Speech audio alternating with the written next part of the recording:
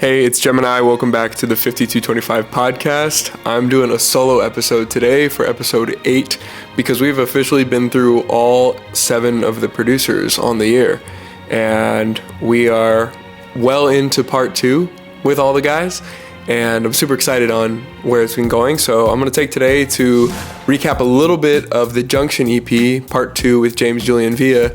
And since we're most of the way through with the second songs with Nick in the Juxtaposition EP, talk about that as well. So as these episodes are, it's always kind of just like an unfiltered look at where I am with my music journey and how 5225 is going.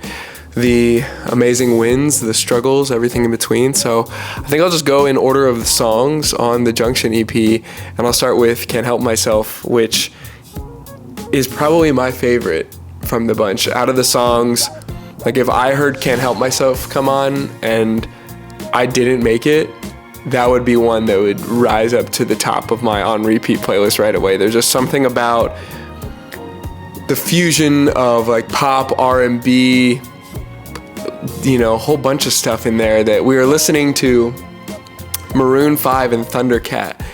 And so the bass line is crazy that James did through the whole song. And then just the groove and the funkiness of this song is just amazing. And I think lyrically it was a lot of fun to build this whole narrative of like, okay, I gotta leave this place so I'm not around this girl, because every time I am, I can't help myself but do something dumb. And the end portion, while especially nowadays, it may be a little touchy subject, I think it's so well written on our part. And I remember when James and I finished that, we were just like, yes, just the loving you is suicide thing. Because if I were to say like you're killing me, or in my own song Killing Me Softly, it's like that is the same sentiment but just with a little more edge to it, which this song I think deserves. So it's like loving you is actually killing myself, and I know that I shouldn't do this. I love Can't Help Myself. With all 4 of these songs too, it's worth mentioning, I filmed all 4 of them in a day, all the music videos, all 4 of them in a day with my boy Sean down in Los Angeles. I took a weekend trip down there and we just had an absolute blast. We planned out 4 great locations and then we just went one by one executing on them throughout the day, and we had a blast. So I wanted to end with Can't Help Myself because I wanted that to be like a moody at night on the pier shot, and so we shot them all pretty much in reverse. And I'll just keep going from there. The next one is You're the One, which again, I think is also super groovy, very alternative. And this is definitely our best writing. Just the whole concept of just everything with the antonyms, the baby you're the one, I never should have done. Like when you hear You're the One, you think about it in a context of like love songs. And so when you hear that title, it'll make you think a certain way, but then you're like, no, you're the one I never should have done. And I want to say I love you in reverse. And then we have so many cool production notes, like the little scratchy thing that pans left to right is me saying hypothetical, but we cut it off at hypothetic, and then it goes hypothetic. And it just does that. After the love you in reverse line, that cool reverse sound effect is actually me saying I love you, but we just took it, reversed it, and sped it up. And we might have pitched it up too. And so there's so many elements in this song that are really special. It helped me to kind of get off those emotions. It was after seeing who many of my songs have been about through, the Just Upon era and some songs since then, that I was like feeling those emotions resurfacing, and I was like, I need to let these out. And You're the One was exactly the perfect vessel to be able to get those out of my system, and also be able to create something that was kind of just like a stick it to your ex type of thing, where like, look at me now. And just again, more of those kind of reverse motifs of you had me at hello, I had to let you go. That there's so many things in this song. I really hope that you just take a little bit of time to unpack the lyrics and enjoy our writing on here, because I'm just super proud of it, and James and I were really excited as we finished this one. Funny enough, it was actually the last one that we wrote, even though it's the second track. Moving on to our third one, Superman. That was a last minute change in terms of the title. We called it Save Me for a long time because we didn't want to go like too on the nose with, Superman and have all these things. But as much as Superman has IP for all these things, I'm like, Superman has been used in so many contexts, and I know so many other artists have songs called Superman, or there are nods to it without getting in legal trouble. And I'm like, okay, I'm not going to trip about Superman. This song should be called Superman. That's what I kept going back to. And this one was the one that evolved the most through the course of its production. Like, if you listen to the demo, other than the lyrics and some of my vocal delivery, almost none of it sounds the same. It started with this like very gritty, crunchy bass line, and we switched everything up.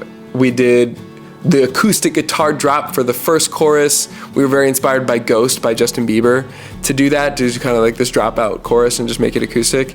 And then from there we went and did, we changed so much of the rest of the song in terms of the guitar riffs, and the original didn't have that very 80s inspired soaring. That was just James in his element doing his thing and giving it that very super feeling to match the song, which I love because it's a very vulnerable song. I think we pushed ourselves lyrically on all of these, and I'm very proud of them, but this one was one that was not hard to write in the sense of it took a lot of effort, but hard in the sense of like, man, am I really going to say that? That's a vulnerable thing to say. One of my favorite lines that sticks out to me that I always remember that I'm super proud of is this pride don't make me a soldier, this pain don't make me a man. We're unpacking a lot of elements of what it means to be a man and what that means to us and the way that we try and live that out in our lives. And so, that was a fun song, but also a challenging one to write just because of the subject matter. But I'm really glad that we did it the way that we did, and that the production evolved to where it ended up, because where it is exactly where it was supposed to be. And it took some chewing on a little bit and listening to different things and going back to it a bunch of times to really, really nail this one down. But I'm so glad we did, and I feel really, really proud of this one. And that brings us to our fourth and final track of this EP. The first one that we actually made that started this whole project was Focus. And that came from James really coming to me with the idea of, let's do a 2015 Justin Bieber Purpose homage where we fuse elements of R&B, pop, and EDM and put it in a pot, stir it up, and make something really epic. And that's exactly what we did. Things in Where Are You Now, What Do You Mean, those types of songs that fuse all those elements where you're sampling vocals and turning them into like instrument type of things.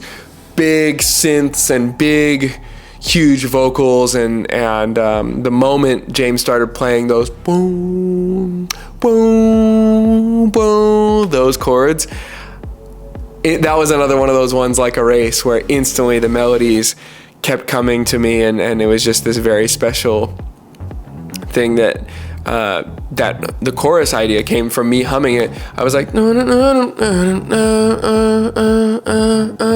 Instantly James goes, yep, we do that, but except you just say it and then I'll chop it and we glitch it out and do all these things.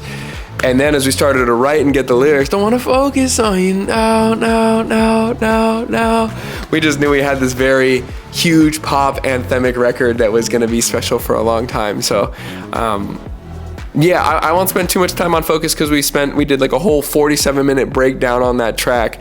But what I will say for this podcast episode is that it was a lot of fun. It showed me a whole new side of what a Gemini song can be, and it was just a blast to make this together and to try something totally different from anything we did in the first EP. And that not only opened the door for what the other three songs became and trying something different on each one, but also, on what all the rest of the songs for the year would be. I remember after Nick heard Focus for the first time, I played him the demo. He was like, whoa, this is what you're doing? Like, this is what you want to do?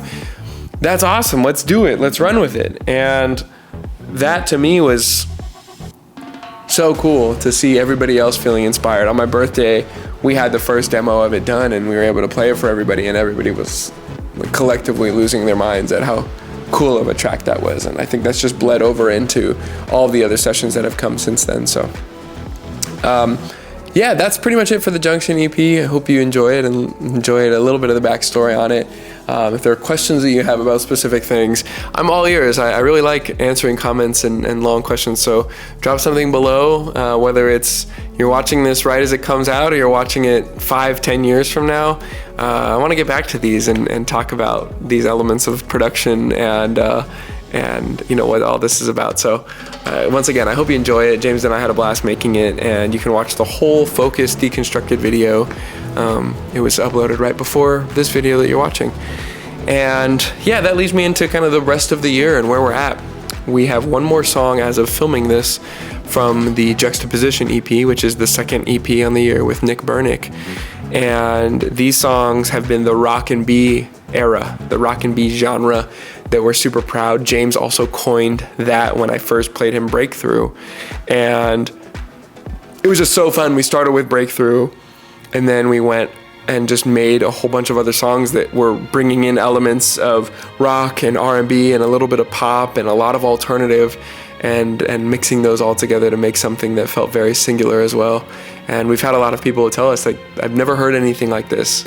And that's always a special, very rare feeling as a musician, to be able to create something that feels very singular in that regard. So Nick and I had a blast doing that. I'll talk about that in the next episode, but I really want to talk about the rest of the year and what this has in store. Jay and I are in the midst of finishing our 4 that'll follow up the Juxtaposition. We're cutting it a little close, but I have full faith in, how fast we've been able to work, and all the guys that are part of this year locking in. And Suave and I are getting back in the studio this coming week.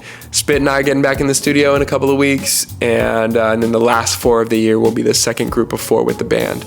And those 4 are going to be really big. I'm bringing everybody together from the year as best as I can. So not only my band plus Nick and plus James, but everybody else to work on building out these songs, writing them together. I want to get horn players, string players, everything in between to really make these.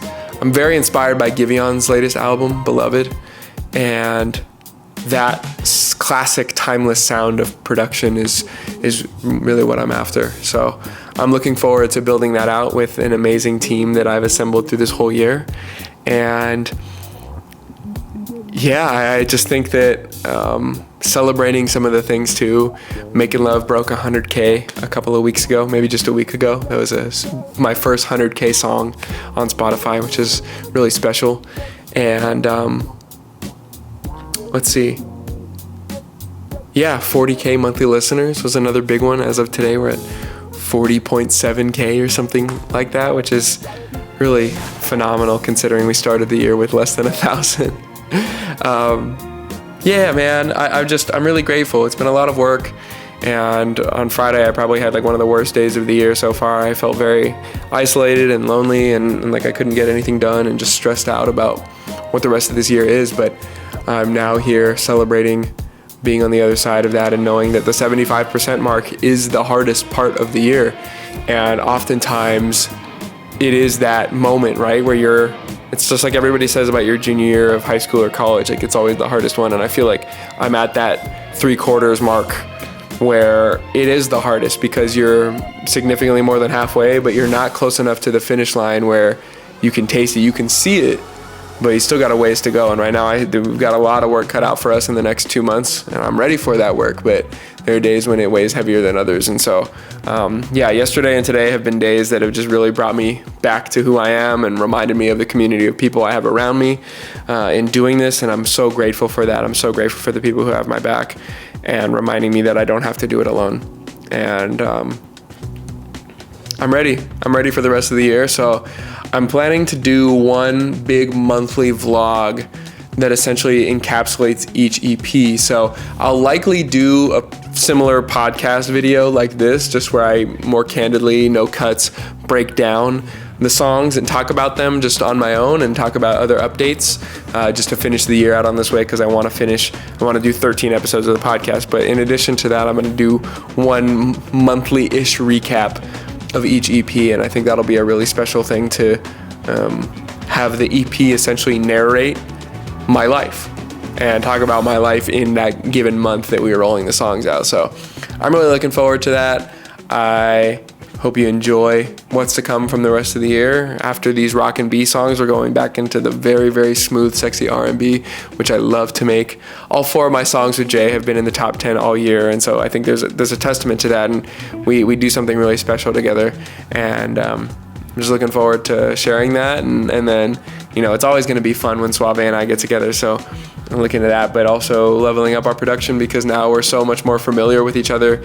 He and I collectively will have put out like 100 songs together in just this year, between his couple of albums and various other singles and features and projects, and then all the 52 songs on my end of this year that he's had a significant hand in as well. So it's going to be a lot of fun to just level that up and have some fun.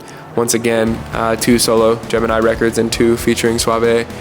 And then I'm wanting to make the ones with Spit very collaborative as well. So bringing in Briggsy on a feature, bringing in a couple of my other homies for writing and for instrumentation, and just making it really a fun community process. That's really what I want. So the band obviously is going to be that as well. So there's just so many great things that I'm looking forward to, and even it's talking out loud and sharing this as the sun is dramatically going down here.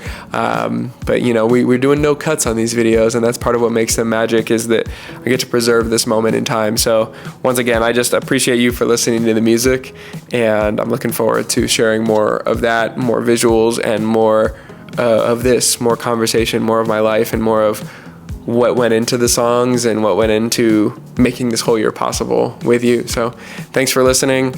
I hope that you enjoy everything else from this year and everything we're preparing to do as we go into next year, because we're going to really make the most of this 52 song project, and I'll reveal that in future episodes of what the whole master plan is, and I'm just pumped to bring you on the journey. So thank you so much. I've been Gemini. Talk to you soon. Peace.